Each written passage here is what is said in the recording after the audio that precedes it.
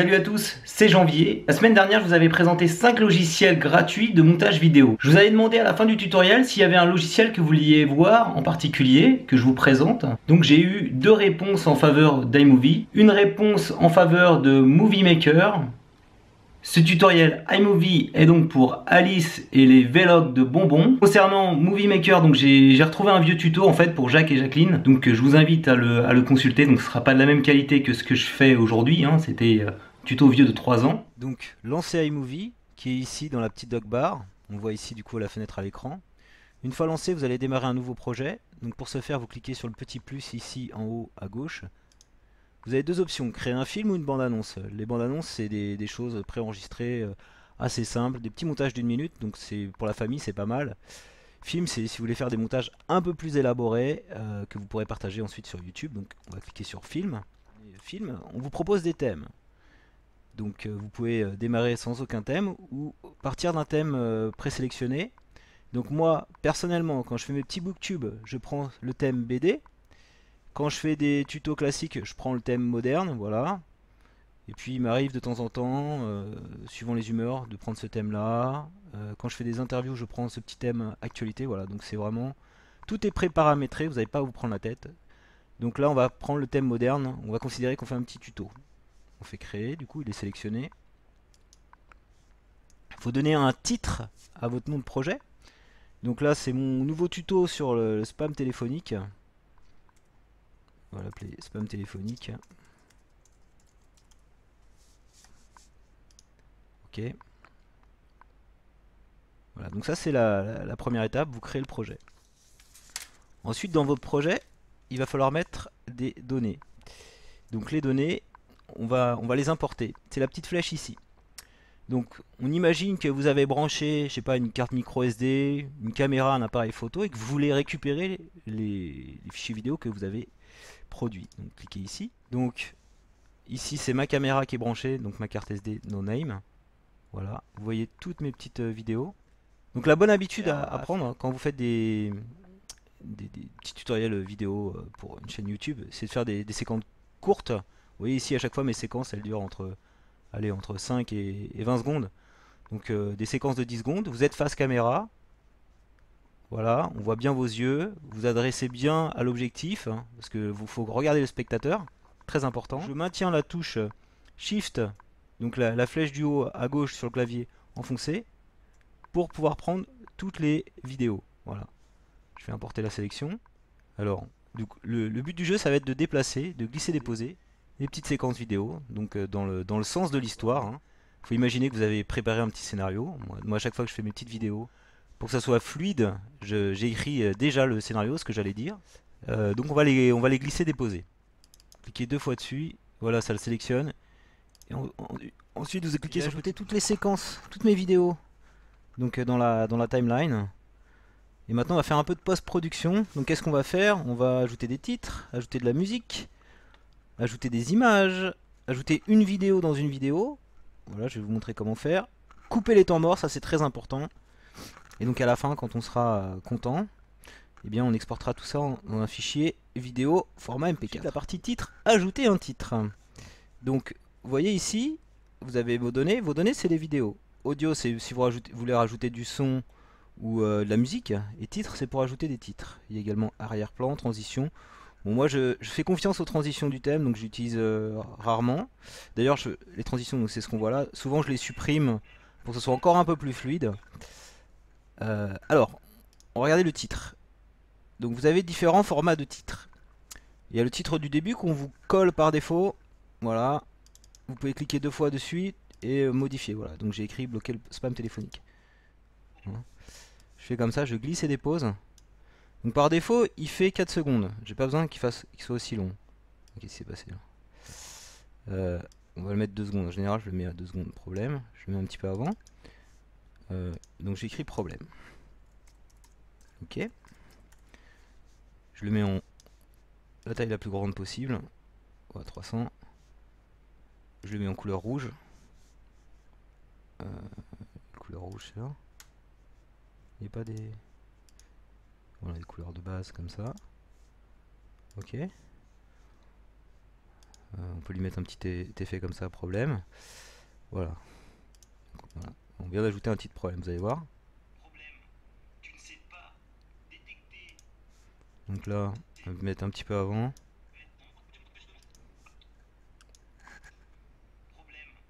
Voilà. Histoire que la voix elle soit raccord quand même avec le texte. Donc ça c'est bon. On va ajouter de la musique. Alors, la musique c'est un exercice assez périlleux. Je me plante assez souvent. Alors il y a pas mal de personnes qui m'ont fait des reproches. Le fait que la musique était trop forte par rapport à ma voix. Donc j'essaie de corriger ça à chaque fois. Donc là je pense avoir trouvé le bon réglage. Hein. Donc dans audio. Vous allez dans audio. Vous allez pouvoir chercher donc des effets sonores que vous avez enregistrés. Voilà, donc là c'est les musiques par défaut que propose iMovie. Alors, moi ce que je fais en général, c'est que les musiques je vais les chercher sur un site qui s'appelle bensound.com. C'est des musiques libres de droit, on y va. Voilà. Donc j'essaie d'avoir des musiques qui sont raccord avec la durée de ma vidéo, donc là c'est 3:35. Voilà, donc je sais pas, c'est là par exemple. Et un peu en lien avec le thème. Alors on peut la jouer. Celle-là est pas mal, elle est reposante, elle sera pas trop forte. Alors je fais download, je télécharge. Ok, télécharger. On va la glisser déposer dans la timeline, là vous voyez, la petite musique, tout simplement en faisant ça. Ok. Voilà. Et donc le problème qui se pose, vous allez voir si je joue ça tel quel, ça va pas le faire. Là on n'entend pas ma voix. Alors ce que je fais, c'est que déjà ça, la bande sonore, je vais cliquer ici sur le petit son. Et je vais la mettre, alors je mettais un moment à 25%, ça n'allait pas encore, on va essayer à 15%. Vraiment que ça soit discret quoi. Ok. On joue.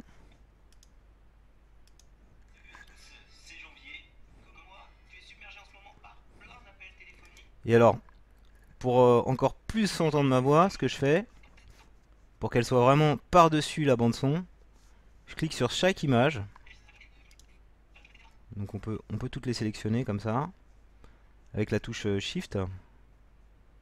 Voilà. Donc j'ai la touche Shift appuyée. Et là au niveau du son, donc vous voyez, tout est sélectionné en jaune. Hein. Je vais aller sur le petit son ici, et je vais mettre baisser volume d'autres plans. Voilà. Comme ça on est sûr que là, c'est vraiment moins fort. Alors dans ma vidéo ici, je fais référence à un site internet, qui est le site de Blackmotion. Et donc je vais mettre une petite capture. Pour faire mes captures, j'utilise un logiciel qui s'appelle Sketch. Donc on va aller le lancer depuis le Launchpad. Voilà. Copie d'écran. Voilà. On va faire Blackmotion comme ça. Voilà. Voilà, tout simplement. Ça devrait le faire. Capture. Ok. Et donc, je vais mettre ça en superposition de ma vidéo. Comment je fais? Déjà, il faut que je l'exporte. Donc j'exporte ça au format JPEG sur le bureau. Voilà. Donc l'image elle est là. Donc Mac, hein, c'est très simple. Déglisser, déposer et c'est bon. Le tour est joué. Hop, je le mets là. Par dessus, ok. Donc si je joue le truc comme ça va pas parce que il m'a fait un effet que j'aime pas et on voit plus ma tête. Alors voilà, il y a plusieurs choses. Donc, vous sélectionnez votre image. Vous allez cocher ici dans recadrage. Par défaut, il met un recadrage qui s'appelle Ken Burns qui fait une espèce de zoom, de déplacement. Moi, j'aime pas. Enfin, en tout cas, pas là. Donc, je fais adapter. Comme ça occupe tout l'espace. Donc là, ça occupe bien tout l'espace. Mais le problème, c'est qu'on voit plus ma tête. Alors, vous avez deux possibilités. Écran scindé. Voilà. Mais là, on voit plus du coup le truc. Vous faites image dans l'image. Image dans l'image, je pense que c'est mieux. Et vous voyez, là, j'ai une zone qui est libre. On va pouvoir la mettre là, l'image.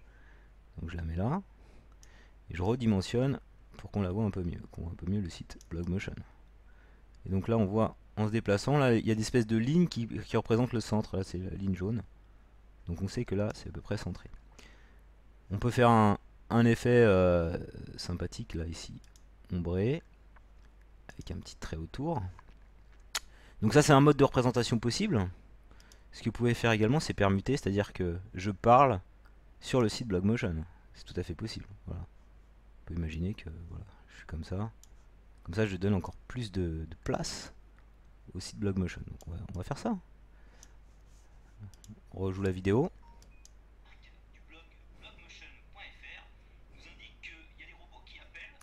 Ajouter une vidéo dans une vidéo. Vous retournez dans mes données. Donc là, j'en ai ajouté quelques-unes. Vous voyez, à la fin. C'est exactement le même principe que pour les images. Donc je pars.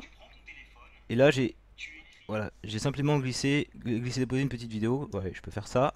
Je prends la portion qui m'intéresse et je le mets par-dessus. Donc de la même façon, là, l'image elle va superposer. Si je veux continuer à avoir ma petite tête, ce qu'il faut faire, donc soit écran scindé, comme ça. Voilà, je pars à côté, ça peut être pas mal ça, j'utilise assez régulièrement. Donc on va le faire du coup, ça je le supprime.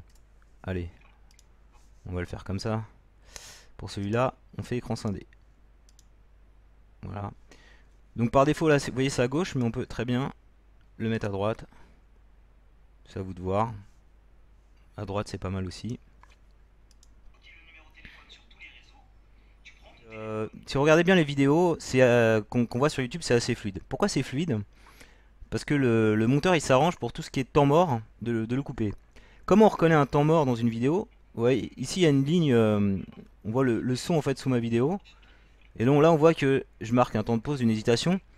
Voilà, c'est une espèce de vide qu'on peut avoir à la télé ou à la radio. C'est pas génial à l'image.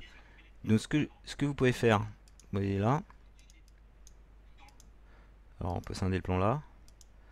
Alors pour éviter de faire les trucs que je fais là, on peut aussi faire scinder le plan. Et vous voyez comme ça, vous glissez déposer pour récupérer dès que ça parle. Et c'est beaucoup plus simple en fait. Pareil ici. Hop. Donc c'est assez fastidieux à faire hein, ça. Hein.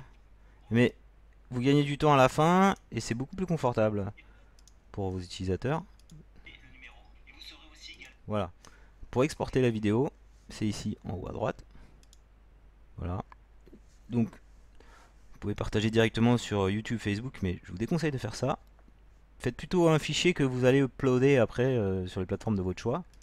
Et dans ce fichier, vous allez définir les paramètres d'exportation que vous souhaitez conserver. Donc je vous conseille de garder qualité moyenne.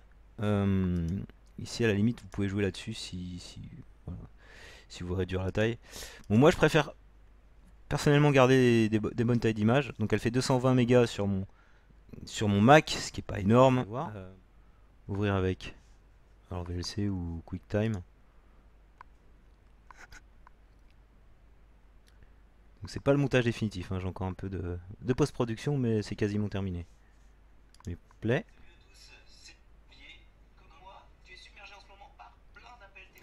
Donc voilà, le tutoriel iMovie est terminé. J'espère que vous l'aurez apprécié. N'hésitez pas à mettre plein de pouces levés. Donc si vous avez des questions, n'hésitez pas également à réagir dans les commentaires. S'il y a un point particulier que j'ai mal traité, que vous souhaitiez que j'approfondisse. Maintenant, ce qui serait sympa, c'est que vous partagiez vous aussi vos montages vidéo réalisés avec iMovie, que vous les partagiez dans les commentaires. Donc vous publiez l'URL YouTube sur laquelle vous avez uploadé votre montage vidéo. Donc, la semaine prochaine, je vous dévoilerai quel matériel j'utilise pour faire mes petits films, quels éclairages, etc.